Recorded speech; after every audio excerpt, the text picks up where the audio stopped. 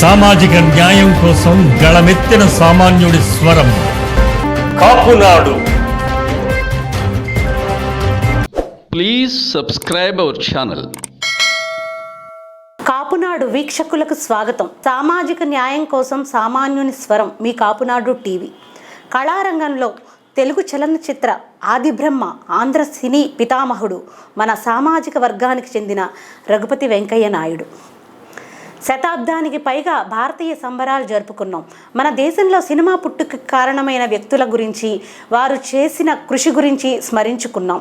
అయితే 1910లో పుండలిక్ సినిమా నిర్మించిన దాదాబాయి టోర్నీ కంటే 1913లో రాజా హరిశ్చంద్ర చిత్రం తీసిన దాదాసాహెబ్ ఫాల్కే కంటే ముందే ఒక తెలుగువాడు 1909లోనే భారతీయ సినిమా పరిశ్రమకు పునాది వేశాడన్నది చరిత్ర చెప్పే సత్యం. తెలుగు సినిమాకే కాదు, దక్షిణాది సినిమాకే ఆద్యుడైన ఆ వ్యక్తి పేరే రఘుపతి వెంకయ్య నాయుడు గారు. ఆయన వేసిన పునాది మీద దక్షిణాదిన సినిమా వేళ్ళూనుకొని దినదిన ప్రవర్ధమానమైంది. మన దేశంలో తొలి ప్రదర్శకుడు, తొలి పంపిణీదారుడు ఆయనే. వెంకయ్య జయంతి సందర్భంగా ఆయన జీవిత విశేషాలను తెలుసుకుందాం. ప్రభుత్వంలోని సైనిక శాఖలో సుబేదారుగా పనిచేసిన మచిలీపట్నం వాస్తవ్యుడు అప్పయ్య నాయుడు గారు రెండవ సంతానమే రఘుపతి వెంకయ్య నాయుడు గారు. 1873 అక్టోబర్ 15న జన్మించారు. వెంకటేశ్వరుని భక్తుడైన అప్పయ్య నాయుడు తన పెద్ద కొడుకుకి వెంకటరత్నం అని, చిన్న కొడుకుకి వెంకయ్య నాయుడు గారని పేరు పెట్టారు. తండ్రి ఉద్యోగ బదిలీ మీద వెంకయ్య తన 18వ ఏట మద్రాసులో అడుగుపెట్టారు. చిన్నతనం నుంచి చిత్రలేఖనం మీద ఆసక్తి ఉండడంతో మౌంట్ రోడ్లో ఒక ఇల్లు తీసుకొని దాన్ని ఒక కళాకేంద్రంగా తీర్చిదిద్దారు వెంకయ్య గారు. ఆయన వేసే బొమ్మలు, చెక్కే రాతి బొమ్మలు చాలామంది దృష్టిని ఆకర్షించాయి. ఆ రోజుల్లో బొబ్బిలి, విజయనగరం, కళ్ళికోట, చెట్టినాడ్ సంస్థానాలకు చెందిన మహారాజులు గండిలో జరిగే గుర్రపు పందాల కోసం వస్తుండేవారు. వారి దృష్టిని వెంకయ్య ఆకర్షించారు. అలాగే బ్రిటిష్ ప్రభుత్వ అధికారుల ప్రశంసలు కూడా ఆయన పొందారు. పెయింటింగ్స్తో పాటు ఫోటోగ్రఫీలో కూడా ప్రవేశం ఉండటంతో కొత్త ప్రయోగాలు చేసేవారు.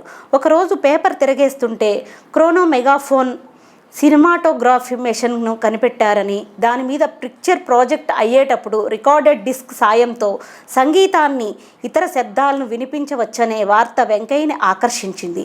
లండన్లోని గౌమాంట్ కంపెనీ అధినేతలు ఈ ఎక్విప్మెంట్ సృష్టికర్తలని బకింగ్హామ్ భవనంలో 5వ జార్జ్ మేరీ రాణి సమక్షంలో ఇచ్చిన తొలి ప్రదర్శన విజయవంతమైందని ఆ వార్త సారాంశం. కొత్త ప్రయోగాలు చేయడానికి ఎప్పుడూ ముందుండే వెంకయ్య గారు వెంటనే మద్రాసులోని జాన్ డికెన్సన్ కంపెనీ వారిని కలుసుకొని క్రోనో మెగాఫోన్ ఎక్విప్మెంట్కు ఆర్డర్ ఇచ్చారు.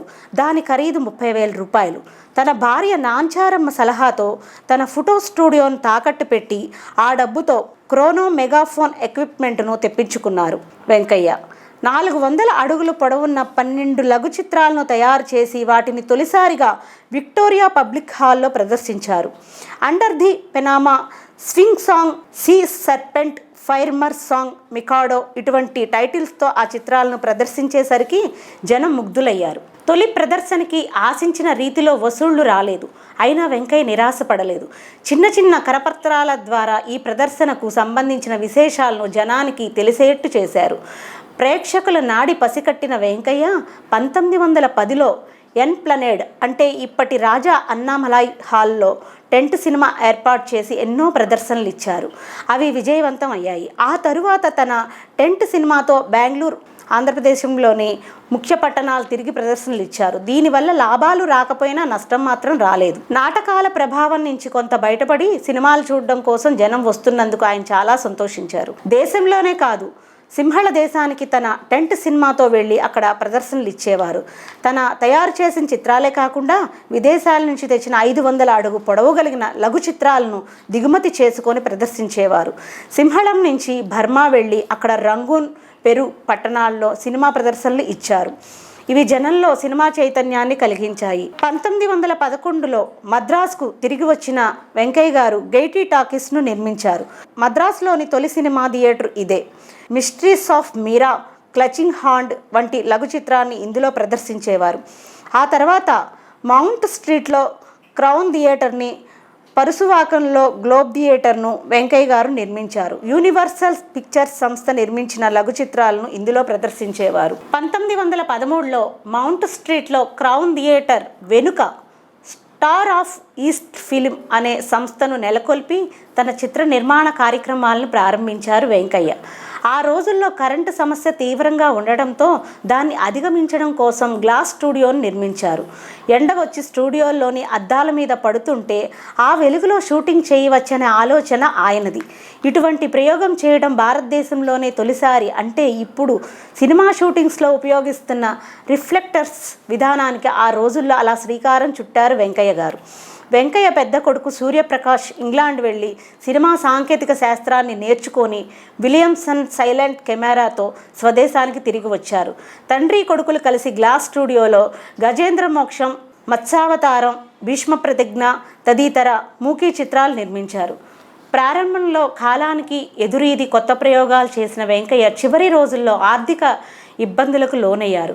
ఆస్తులన్నీ కోల్పోయారు. మూకీ యుగం అంతరించి టాకీల నిర్మాణం పెరగడం కూడా వెంకయ్య వెనకబడ్డానికి కారణమయ్యింది. 1941 మార్చి 15న ఆయన కన్నుమూశారు. కానీ ఆనాడు ఆయన సేవల్ని ప్రజలు, ప్రభుత్వం మర్చిపోలేదు. రాష్ట్ర విభజనకు పూర్వం ఆయన పేరిట ఒక అవార్డు ఏర్పాటు చేసి చిత్ర పరిశ్రమకు విశిష్ట సేవలు అందించిన వ్యక్తులకు ఏటా అందించేవారు. ఇకపై కూడా 2 రాష్ట్ర ప్రభుత్వాలు ఆ అవార్డును కొనసాగించాలని సినీ జనం కోరుకుంటుంది. అలాగే రఘుపతి వెంకయ్య జీవిత చరిత్రకు సినిమా రూపం ఏర్పరిచి దర్శకుడు బాబ్జీ దర్శకత్వంలో సతీష్ నిర్మించిన చిత్రం విడుదలకు సిద్ధంగా ఉంది. నరేష్ ఇందులో వెంకయ్య పాత్రను పోషించారు. Please subscribe our channel.